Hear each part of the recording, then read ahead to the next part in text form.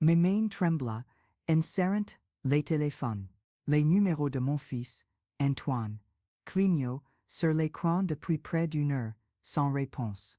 Dehors, les lumières de la ville scintillent comme des étoiles moqueuses, chacune représentant une famille réunie, un foyer réchauffé par l'amour.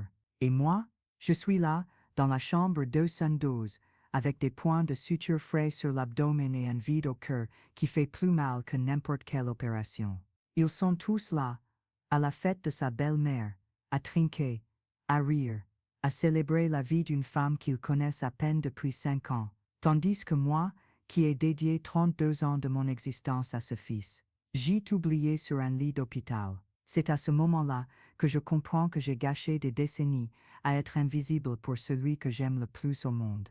Le bruit de mes pas résonne dans le couloir désert alors que je marche vers la fenêtre, traînant mon support de perfusion. Chaque pas est un souvenir, chaque respiration, une question sans réponse. Comment en sommes-nous arrivés là? Comment une mère qui a renoncé à ses rêves, à sa carrière, à son identité, peut-elle devenir si dispensable aux yeux de son propre fils? Les larmes coulent chaudes sur mon visage. Chaque goutte porte des années de sacrifices non reconnus, d'amour non réciproque, d'une présence considérée comme acquise. Je me souviens comme si c'était hier du jour où j'ai découvert que j'étais enceinte d'Antoine. J'avais seulement 22 ans. J'étudiais l'architecture à la Sorbonne. Je rêvais de dessiner des maisons qui abriteraient des familles heureuses. Son père, mon petit ami de l'époque, a disparu lorsqu'il a appris la nouvelle, me laissant avec un ventre qui grossissait et un avenir incertain. Ma famille, traditionnelle et originaire de la campagne, m'a mise à la porte. Tu as fait ton choix, a dit mon père en claquant la porte à ma figure. Maintenant, assume les conséquences. J'ai déménagé dans une petite chambre, dans une pension du centre-ville. Je travaillais le jour dans un magasin de vêtements et j'étudiais le soir, portant des livres lourds, tandis que mon ventre grandissait. Les autres étudiantes me regardaient avec un mélange de pitié et de jugement. Les professeurs faisaient des commentaires sarcastiques sur la responsabilité lorsque j'arrivais en retard à cause de mes nausées matinales. Mais j'ai persévéré. Pour lui, toujours pour lui. Quand Antoine est né, c'était comme si le monde prenait des couleurs. Ce petit bébé aux yeux foncés et aux joues roses était ma rédemption, ma raison d'être. J'ai arrêté mes études, temporairement, me disais-je, et je me suis entièrement consacré à la maternité. Je me réveillais à 5 heures du matin pour préparer les biberons. Je lavais les couches dans le lavabo de ma minuscule salle de bain. Je le berçais des heures durant lorsque les coliques le torturaient. Les années ont passé comme un film au ralenti. Antoine a grandi, et j'ai vieilli en prenant soin de lui. Lorsqu'il a eu les oreillons, j'ai passé 3 nuits sans dormir, en posant des compresses froides sur son front brûlant. Lorsqu'il s'est blessé en jouant à l'école, j'ai couru pieds nus dans les rues jusqu'aux urgences. Lorsqu'il a voulu apprendre la guitare, j'ai fait des heures supplémentaires pendant des mois pour acheter l'instrument. Chaque réussite était ma victoire, chaque douleur était mon agonie. Je ne suis plus jamais sorti avec un homme sérieusement. Les hommes qui se rapprochaient comprenaient rapidement que je n'étais pas disponible, pas complètement. Mon cœur, mon attention, mon énergie, tout était pour Antoine. Tu vas regretter de ne pas avoir vécu ta propre vie, me disait ma seule amie, Chloé, qui me rendait parfois visite. Mais je ne le voyais pas comme ça. Je pensais que je vivais la vie la plus importante de toutes, celle d'une mère dévouée. Quand Antoine a eu 18 ans et a réussi son bac, j'ai ressenti une immense fierté mêlée à un étrange vide. Pour la première fois depuis des années, je me suis regardé dans le miroir et j'ai vu une femme de 40 ans, aux cheveux gris prématurés, aux rides de préoccupation, aux mains gercées par le travail. Qui étais-je en dehors d'être la mère d'Antoine? La question me hantait les nuits silencieuses. C'est à la fac qu'il a rencontré Sophie. Belle, issue d'une famille aisée, pleine de projets et d'ambitions. Au début, j'ai essayé de l'aimer. Je préparais des dîners spéciaux lorsqu'il venait me rendre visite. Je m'intéressais à ses études. Je lui donnais des conseils comme je le ferais à une fille. Mais Sophie me regardait avec une froide politesse, répondant par monosyllabes, visiblement mal à l'aise en ma présence. So maman, tu dois nous laisser de l'espace, m'a dit Antoine un jour, après un déjeuner tendu. Sophie trouve que tu es trop présente. Sophie, présente. Comme si ma présence était un inconfort, comme si l'amour d'une mère était quelque chose d'envahissant. J'ai avalé mes larmes, et j'ai souri, promettant de faire respecter leur espace. Encore une fois, je me suis adapté pour correspondre à ses besoins. Le mariage a été le couronnement de mon irrélevance. Sophie a choisi chaque détail sans me consulter, des fleurs à la musique. J'étais juste la mère du marié, quelqu'un qui devait se taire et sourire pour les photos. Pendant la cérémonie, en regardant mon fils promettre un amour éternel à une autre femme, j'ai eu l'impression d'assister à ma propre mort symbolique. À partir de ce jour-là, je serai un personnage secondaire dans la vie de la personne la plus importante pour moi. Des déjeuners dominicaux espacés, des coups de fil rapides, des visites protocolaires lors des fêtes. Je me cramponnais à ces miettes d'attention comme une mendiante émotionnelle. Je préparais des repas élaborés pour 5 minutes de conversation superficielle. J'achetais des cadeaux chers qui étaient à peine remerciés. J'étais toujours disponible, toujours en attente, toujours relégué au second plan. Soudain, il y avait une autre grand-mère dans l'histoire, une femme élégante, prospère, qui offrait des voyages et des cadeaux coûteux. Madame Hélène avait été avocate, elle avait des histoires intéressantes, des opinions sur la politique, la culture, l'art. Moi qui avais tout abandonné pour être mère, je ne savais parler que des réussites Antoine et de recettes de gâteaux. Les petits-enfants sont arrivés, et avec eux, la confirmation définitive de ma place dans la hiérarchie familiale.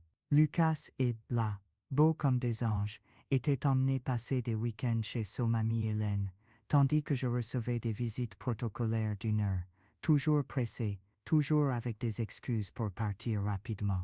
Ne le prends pas mal, maman, disait Antoine, lorsque j'osais exprimer mon mécontentement. Les enfants aiment la nouveauté. Madame Hélène a une piscine, un grand jardin, les jouets les plus modernes. Comme si je pouvais rivaliser avec des décennies de stabilité financière, après avoir sacrifié ma carrière pour l'élever. Comme si l'amour pouvait se mesurer en mètres carrés de divertissement. Pendant des années, j'ai avalé cette humiliation silencieusement. Je souriais lorsqu'on ne m'invitait pas aux anniversaires importants. Je faisais semblant de ne pas remarquer lorsqu'ils postaient des photos de réunions familiales, auxquelles je ne participais pas.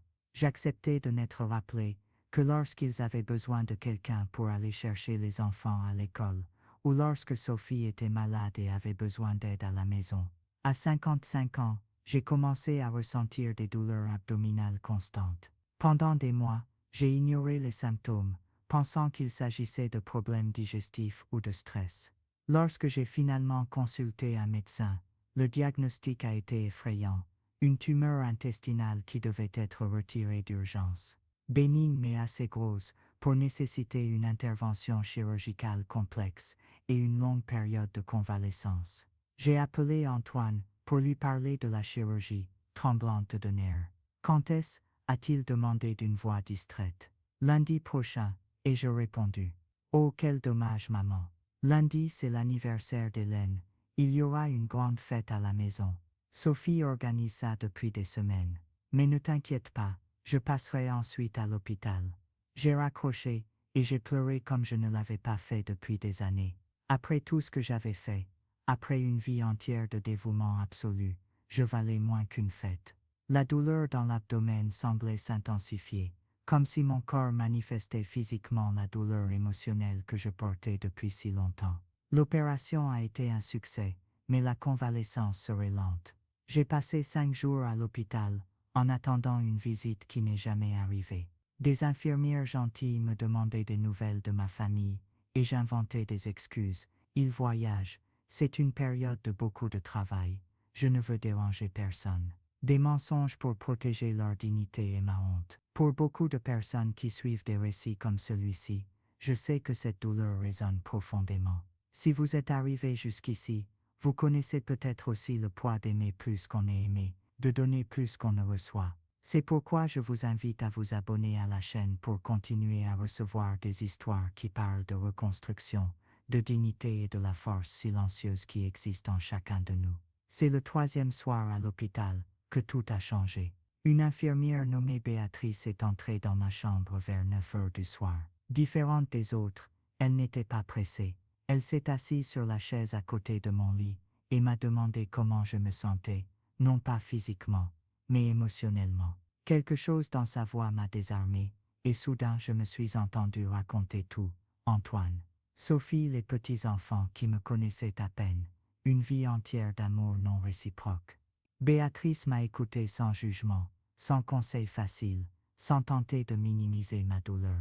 Lorsque j'ai fini de parler, elle m'a simplement pris la main et a dit « Vous savez Claire, je travaille ici depuis 15 ans. J'ai vu beaucoup de familles, et je peux vous garantir une chose, celui qui aime vraiment n'abandonne jamais celui qui l'a aimé. S'ils vous abandonnent, c'est qu'ils n'ont jamais su reconnaître la valeur de ce qu'ils avaient. » Ces paroles ont été comme un rayon de lumière dans une grotte sombre. Pour la première fois depuis des décennies, quelqu'un avait validé ma douleur, reconnu mon dévouement, vu ma valeur en tant que personne, et non seulement en tant que fonction.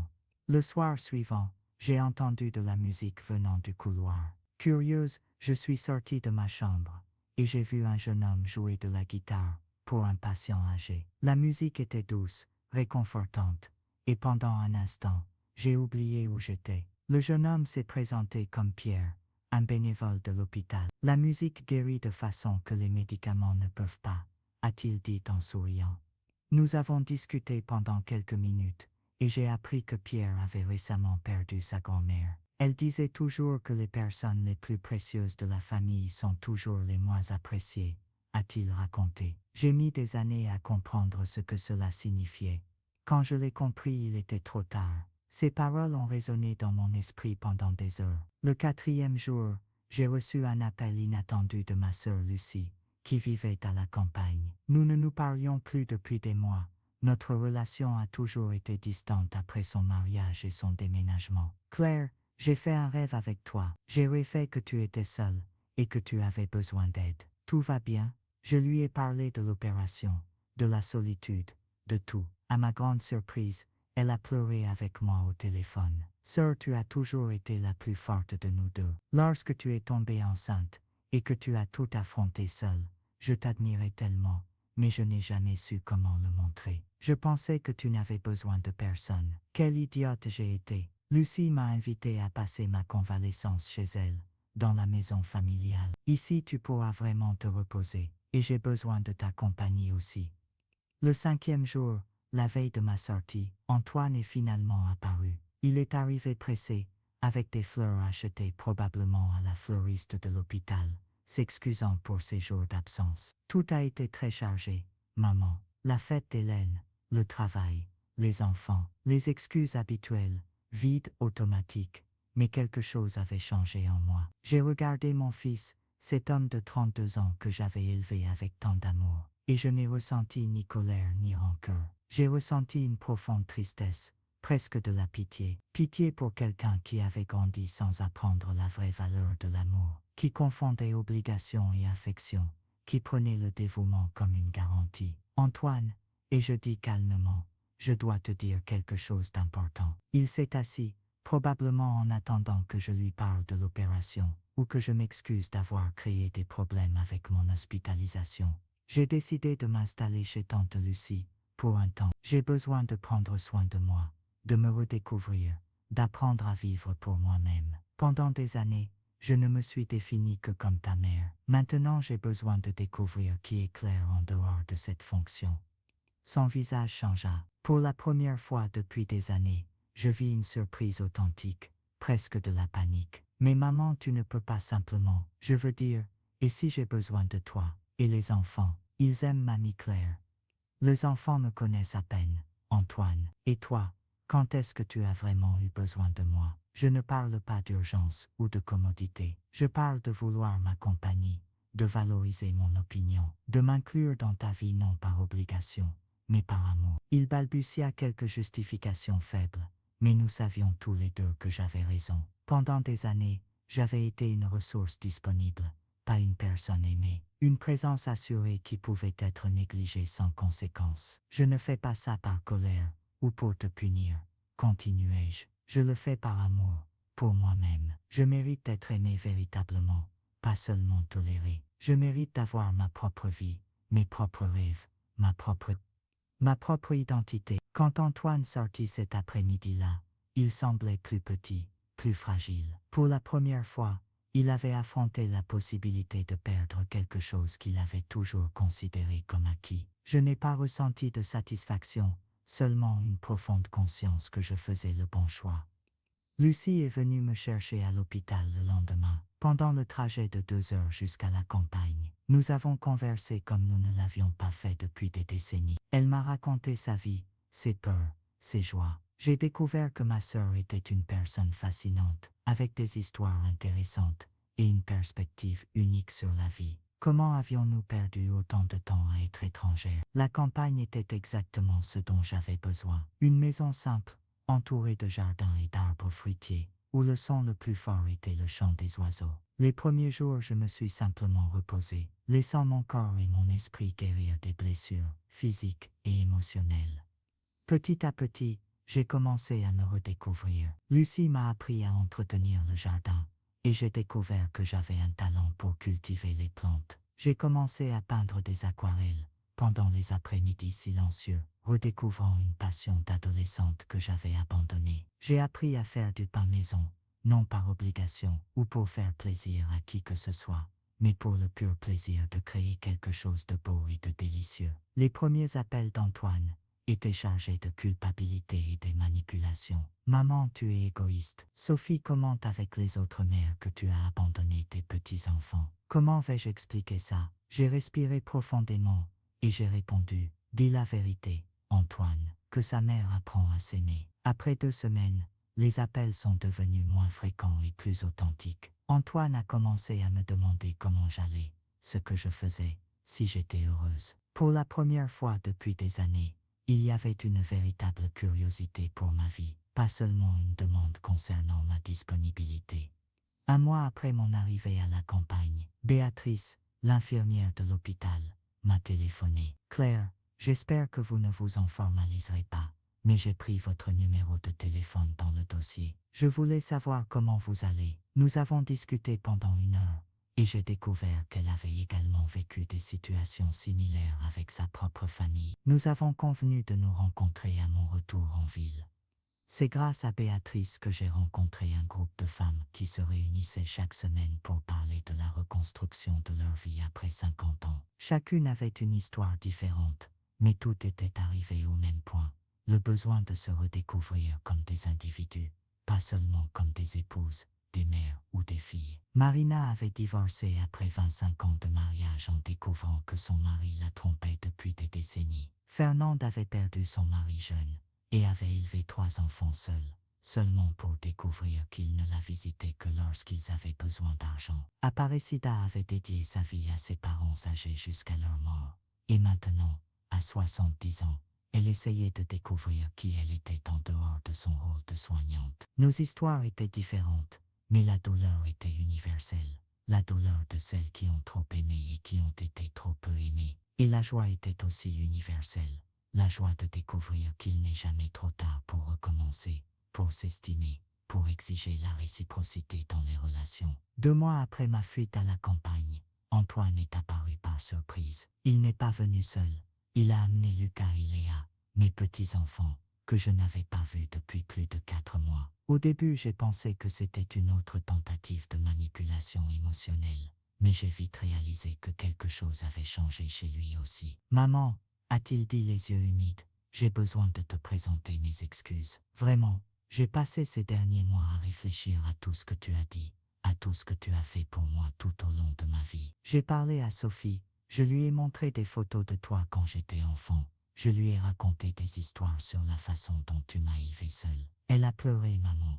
Elle a pleuré et dit qu'elle n'avait jamais pensé à ce que tu représentais pour moi, pour nous. Les enfants se sont précipités pour me prendre dans leurs bras, et j'ai senti mon cœur se réchauffer. Mais cette fois, l'affection était tempérée par la sagesse. Je les aimais profondément, mais je ne dépendais plus de cet amour pour me définir comme personne. Antoine, et je dis en l'embrassant, j'accepte tes excuses, mais tu dois comprendre, je ne reviendrai pas à être cette mère toujours disponible, toujours en arrière-plan. Si vous me voulez dans vos vies, ce sera comme une personne entière, avec des désirs, des opinions et des besoins propres, plus comme une fonction. Il a accepté, Et pour la première fois depuis des décennies, j'ai senti que mon fils me voyait vraiment, pas seulement comme sa mère, mais comme Claire, une femme complexe et intéressante qui méritait le respect et la considération. La transformation ne s'est pas produite du jour au lendemain. Il y a eu des rechutes, des moments où Antoine et moi avons glissé vers les anciens schémas. Mais maintenant il y avait conscience, dialogue, effort sincère pour construire une relation plus équilibrée et saine. Sophie a commencé à me contacter directement, pas seulement par l'intermédiaire d'Antoine. Elle m'a demandé des conseils de jardinage lorsqu'elle a décidé de planter des fleurs dans le jardin. Elle m'a posé des questions sur les recettes de ma mère qu'elle voulait apprendre aux enfants. De petits gestes qui signifiaient une reconnaissance de ma valeur en tant que personne, et non pas seulement une tolérance de mon existence. Les visites sont devenues plus fréquentes, mais aussi plus significatives. Au lieu de déjeuner précipité où je cuisinais pour tout le monde, et faisais ensuite la vaisselle seule, nous avons commencé à partager les repas, chacun contribuant à quelque chose. Les conversations ont cessé d'être protocolaires et sont devenues authentiques. 6 mois après l'opération qui a changé ma vie, je suis retourné en ville pour une consultation de routine. J'en ai profité pour retrouver Béatrice, qui est devenue une amie chère. J'ai également rendu visite à Pierre, le jeune musicien bénévole de l'hôpital, qui avait créé une chorale pour les patients et leurs familles. J'ai demandé à participer. J'ai découvert que j'avais une belle voix, que j'avais gardée secrète pendant des décennies. Pendant cette visite en ville, Antoine a organisé un dîner en mon honneur. Pas un dîner protocolaire pour une date commémorative, mais une célébration de notre reconnexion. Sophie avait préparé mon plat préféré. Les enfants avaient fait des dessins pour me les offrir. Et pendant quelques heures, nous avons vraiment été une famille, non par obligation, mais par choix. Ce soir-là, alors que je berçais mes petits-enfants dans la chambre d'amis, Lucas m'a demandé, « Mamie Claire, pourquoi es-tu allée vivre loin de nous ?» J'ai respiré profondément et j'ai répondu avec la vérité appropriée pour un enfant de 6 ans. « Parfois, mamie, les gens ont besoin d'apprendre de nouvelles choses sur eux-mêmes. J'avais besoin d'apprendre que j'étais importante, que je méritais d'être traitée avec tendresse. Et maintenant tu as appris, » a demandé Léa, âgée de 4 ans, avec cette sagesse innocente des enfants. « J'apprends tous les jours. » Et je répondis en lui embrassant le front. « Et vous savez quoi? Vous méritez aussi d'être traité avec beaucoup d'affection, toujours. » Aujourd'hui, 1 an après cette nuit solitaire à l'hôpital, je partage mon temps entre la maison de campagne de Lucie et la ville. J'ai ma propre maison petite mais confortable, où je cultive un jardin qui est ma fierté. Je continue à participer à la chorale de l'hôpital et au groupe de femmes qui se réunissent chaque semaine. J'ai repris mes études. Je fais un cours de paysagisme par correspondance, reprenant d'une certaine manière en vieux rêve de créer de beaux espaces pour les gens. Antoine me rend visite régulièrement et nos conversations sont riches et profondes. Il apprend à me voir comme une personne complète et j'apprends à le voir non seulement comme mon fils, mais comme un homme adulte qui doit assumer ses propres responsabilités émotionnelles. Sophie est devenue, sinon une fille, du moins une partenaire respectueuse dans la dynamique familiale. Mes petits-enfants passent quelques week-ends avec moi à la campagne, où ils apprennent sur les plantes, les animaux et la valeur du travail manuel. Nous cuisinons ensemble, nous racontons des histoires, nous faisons des promenades. Je construis avec eux une relation basée sur la qualité et non sur la quantité de temps ou la disponibilité infinie. Récemment, j'ai rencontré par hasard Madame Hélène, la mère de Sophie, au supermarché. À ma grande surprise, elle m'a salué chaleureusement et m'a dit « Clara, Sophie a beaucoup parlé de vous récemment. Elle a dit que vous inspiriez toute la famille à valoriser davantage les relations. » Nous avons conversé pendant quelques minutes et j'ai découvert qu'elle était aussi une femme intéressante, avec ses propres combats et réussites. Nous n'étions pas rivales, nous étions deux grand-mères qui aimaient les mêmes enfants. S'il y a une leçon que j'ai tirée de tout cela, c'est qu'il n'est jamais trop tard pour réclamer notre dignité. Pendant des décennies, j'ai accepté des miettes émotionnelles en pensant que c'était ce que je méritais. J'ai confondu amour propre avec égoïsme et disponibilité avec amour. J'ai appris de la manière la plus douloureuse possible qu'apprendre aux gens à nous dévaloriser est le cadeau le plus cruel que nous puissions leur faire. Aujourd'hui, je comprends que lorsque nous cessons de mentir l'affection, les personnes qui nous aiment vraiment trouvent des moyens authentiques de démontrer cet amour, et celles qui ne nous aiment pas vraiment. Eh bien, il vaut mieux connaître la vérité que de vivre un mensonge, aussi confortable que ce mensonge puisse paraître. Mon histoire ne parle pas de vengeance ni d'abandonner les personnes que nous aimons. Elle parle d'apprendre à s'aimer soi-même d'abord, pour ensuite pouvoir aimer les autres de manière saine et équilibrée. Il s'agit de découvrir que notre bonheur ne peut pas dépendre de l'approbation ou de la présence d'autres personnes, même lorsque ces personnes sont nos enfants. La femme qui est sortie de l'hôpital ce jour-là était différente de celle qui était entrée. Non pas parce que l'opération avait guéri mon corps, mais parce que la solitude forcée avait guéri mon âme. Parfois, nous avons besoin de nous perdre complètement pour nous retrouver vraiment. Parfois, le silence le plus profond est ce qui nous apprend à parler plus fort. Je ne sais pas ce que l'avenir me réserve, mais je sais une chose, je ne serai plus jamais invisible pour moi-même. Je n'accepterai plus jamais d'être seulement une fonction dans la vie d'autres personnes. Je suis Clara, mère, oui, mais aussi femme, rêveuse, jardinière, chanteuse, amie. Une personne complète qui mérite un amour inconditionnel, en commençant par l'amour que je peux m'apporter à moi-même. Et si quelqu'un qui lit cette histoire reconnaît sa propre douleur dans ces mots, sachez qu'il n'est pas trop tard. Peu importe votre âge, les sacrifices que vous avez faits, l'amour que vous avez donné sans en recevoir. Vous pouvez encore choisir de vous valoriser. Vous pouvez encore exiger la réciprocité. Vous pouvez encore vous aimer vraiment. Le silence de cette chambre d'hôpital m'a appris plus sur la vie que des décennies de bruit émotionnel. Parfois, nous avons besoin de solitude pour découvrir notre propre compagnie. Parfois, nous avons besoin de tout perdre pour gagner ce qui compte vraiment, notre propre dignité.